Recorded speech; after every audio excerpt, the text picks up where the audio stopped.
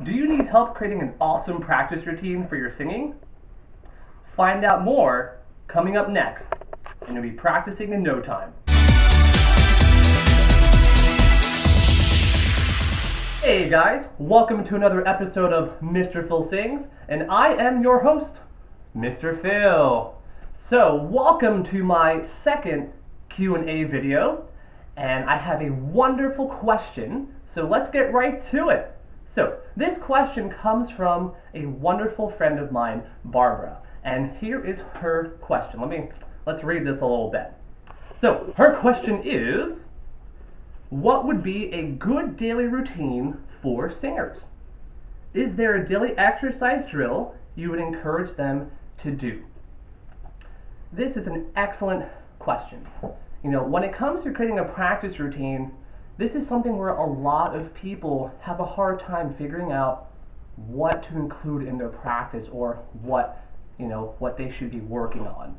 So what I'm going to provide three quick things to include in any kind of practice routine, no matter what level you're at, no matter what kind of music you're singing. Whether you're going to sing an opera aria after it, or you're just going to sing something fun in the kitchen.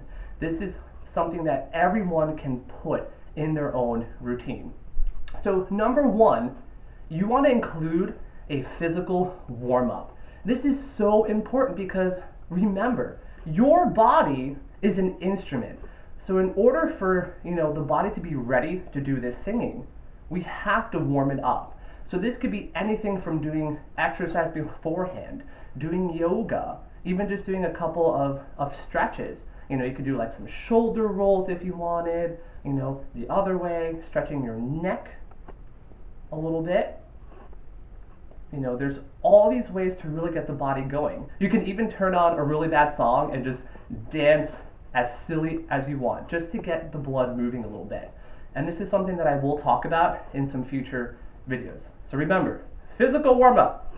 Now the second tip, this is so huge, and I will keep talking about it, breathing. This is so important to get the body ready for singing, so the body knows what it has to do in order to support the sound that you make, so you can sing with ease, always and forever. So, like my one teacher says, he says, you should practice breathing as long as you practice singing.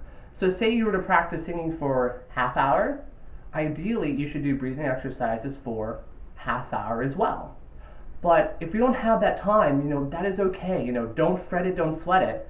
If you dedicate at least 10 minutes of your time to breathing exercises, that is a really good start. You can work on things like working on the diaphragm, working on teaching the ribs to stay outward, and there's a lot more to really help create this sense of support in your singing.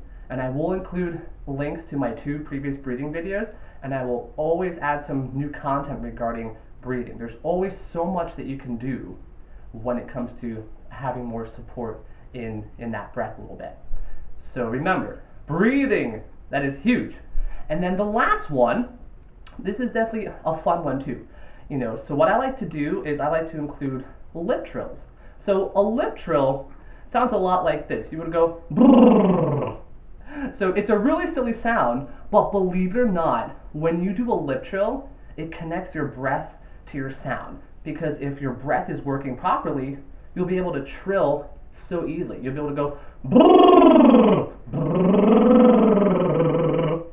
If you're not on your breath, then you'll make a really silly sound. So say I wasn't connected to my breath, I would go brrrr, and you would literally make this sound, and that's your body's way of saying, there's something going on with the breath a little bit.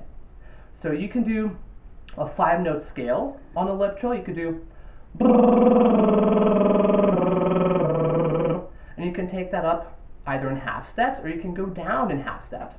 You could even do slides as well on the lip trill. You could do brrrr, and there's so many different varieties for the lip trill. It's all about keeping the breath connected to your sound, keeping it hooked up, and then keeping everything in this upward place, in the goggles, or in the mask, if you want to get technical.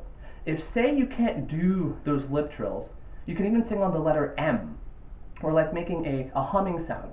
I tell a lot of my students, it's almost as if there's a phone in your mouth on vibrate, And when you make the M sound, mm, you want to feel a lot of buzzing and vibration here. So you can do a 5-note scale on the letter M. You could do You could do slides on the M.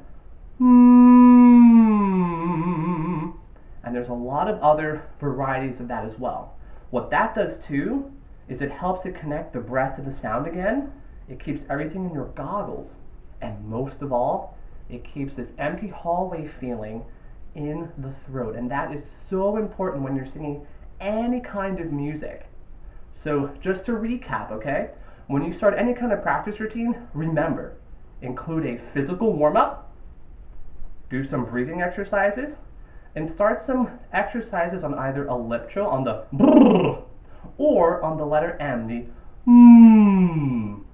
And down the line, I will definitely be including some videos that focus just on the lip trill and on the letter M as well. So thank you, Barb. That was such a wonderful question.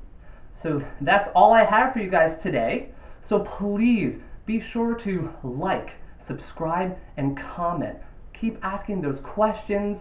Please keep interacting with me on all my social media. The links are posted below.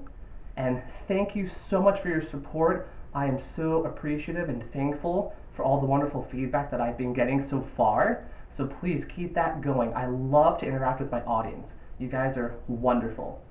So I hope you guys have a great day, and I'll talk to you guys soon. Thank you.